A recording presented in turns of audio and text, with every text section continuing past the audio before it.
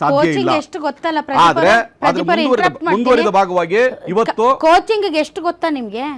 ಒಂದು coaching class ಎಷ್ಟು madam? ಒಂದು ಕೋಚಿಂಗ್ 15 ಲಕ್ಷ 20 ಲಕ್ಷ ಜಾಸ್ತಿ ಇರುತ್ತೆ ಮೇಡಮ್. ಮೇಡಮ್ ಸರ್, ಇಂತ ಕೋಚಿಂಗ್ ಸೆಂಟರ್ ಗಳಿಂದನೇ ಇವತ್ತಿನ ಈ ಭ್ರಷ್ಟಾಚಾರ ಆಗಿರ್ತಕ್ಕಂಥದ್ದು. ಕೋಚಿಂಗ್ ಕ್ಲಾಸ್ ಈ ಅನಾಹುತ ನಡೆದಿದ್ರೆ, ಈ ಅಕ್ರಮಗಳು ನಡೆದಿದ್ರೆ, ಈ ಭ್ರಷ್ಟಾಚಾರ ನಡೆದಿದ್ರೆ, ಈ ಕೋಚಿಂಗ್ ಸೆಂಟರ್ಗಳ ಏನು ದುಡ್ಡಿನ ಹಾಪ ಇತ್ತು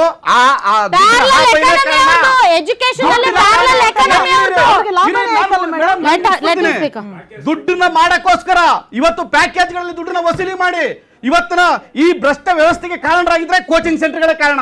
ಎಲ್ಲಿ ಆಗಿದೆ ಅದು ಭ್ರಷ್ಟಾಚಾರ? ಯಾವ ಹಾಸ್ಟೆಲ್ಗಳಾಗಿದೆ ಅಂದ್ರೆ ಯಾವ ಕೋಚಿಂಗ್ ಸೆಂಟರ್ಗಳಿದ್ದೋ ಆ ಕೋಚಿಂಗ್ ಸೆಂಟರ್ನ ಹೆಡ್ಗಳಿಗೆ ಈ ವಾಟ್ಸಾಪ್ಗಳು ಬಂದಿರತಕ್ಕಂಥದ್ದು. ಆ ಹೆಜ್ಗಳಿಂದನೇ ಈ ಅನಾಹುತಗಳಾಗಿರ್ತಕ್ಕಂಥದ್ದು. ಅದನ್ನ ಮಟ್ಟ ಹಾಕ್ಬೇಕಾದಂತ ಬಹಳ ದೊಡ್ಡ ಜವಾಬ್ದಾರಿ ನಮ್ಮ ಎಲ್ಲರ ಮೇಲೂ ಇದೆ, ಕೇವಲ ಸರ್ಕಾರಗಳ ಮೇಲೆ ಮಾತ್ರ ಅಲ್ಲ.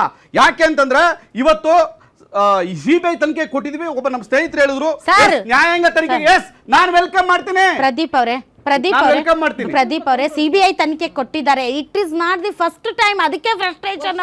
ಫಸ್ಟ್ ಟೈಮ್ ಆದ್ರೆ ಏನೋ ಆಗಿದೆ.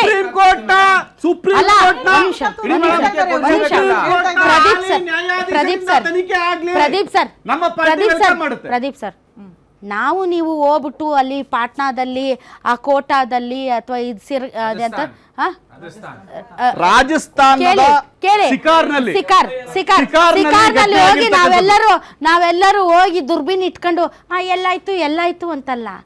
ಸಿಬಿಐನೇ ಇದು ಫಸ್ಟ್ ಟೈಮ್ ಆದ್ರೆ ಯಾರು ಬರ್ತಾರೆ ನೋಡೋಣ, ಇದ್ರ ಹಿಂದೆ ಯಾವ ಜಾಲ ಇದೆ ನೋಡೋಣ, ಇದರಲ್ಲಿ ಈ ಥರದ ಕೋಚಿಂಗ್ ಮಾಫಿಯಾ ಎಷ್ಟಿದೆ ನೋಡೋಣ ಅಂತ ವೇಟ್ ಮಾಡ್ಬೋದಾಗಿತ್ತು.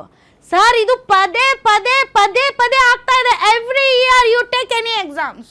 ನೀವು ರೈಲ್ವೆ ಎಕ್ಸಾಮ್ಸ್ ತಗೊಳ್ಳಿ, ನೀವು ಯಾವುದೇ ಎಕ್ಸಾಮ್, ನೀಟ್ ತಗೊಳ್ಳಿ, ಇಲ್ಲ ಯಾವ್ದಾದ್ರು ಒಂದ್ ನಿಮಿಷ ತಗೊಳ್ಳಿ.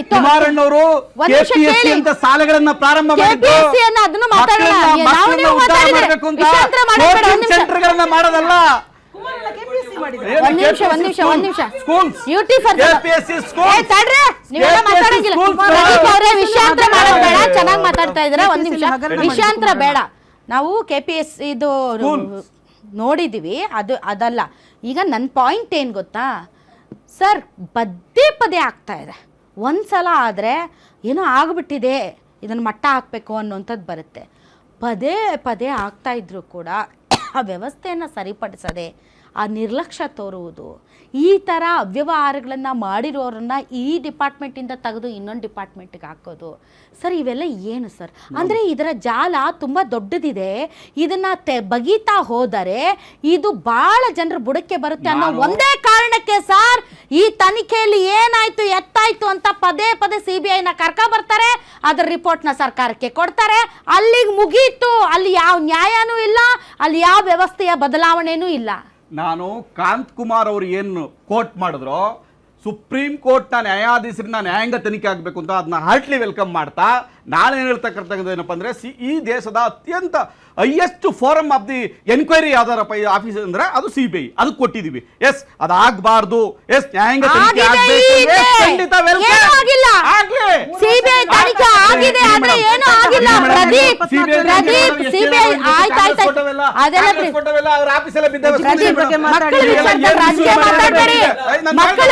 ಮಕ್ಕಳ ವಿಚಾರದಲ್ಲಿ ರಾಜಕೀಯ ಬೇಡ.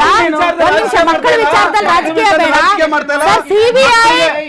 ಪ್ರದೀಪ್ ಅವರೇ, ನನ್ನ ಪಾಯಿಂಟ್ ನಿಮ್ಗೆ ಅರ್ಥ ಆಗ್ತಿದ್ಯಾ? ನಾನು ಏನ್ ಹೇಳ್ತಿದ್ದೀನಿ ನಿಮ್ಗೆ ಅರ್ಥ ಆಗ್ತಾ ಇದೆ? ನಾನು ಹೇಳ್ತಿರೋದು CBI ಬಗ್ಗೆ ತಕರಾರಿಲ್ಲ ಕೊಟ್ಟಿರೋದು. ನೀವು ಹೇಳಿದ ಹಾಗೆ ಅತ್ಯುನ್ನತವಾದಂತ ತನಿಖಾ ಸಂಸ್ಥೆ. ಆದರೆ ಈ ಹಿಂದೆ 2024ರಲ್ಲಿ ಒಂದ್ ನಿಮಿಷ ಕೇಳಿಸ್ಕೊಳ್ರಿ, ಇದೇ CBI ತನಿಖೆ ಮಾಡಿತ್ತು. ಎಲ್ಲಿದೆ ರಿಪೋರ್ಟ್?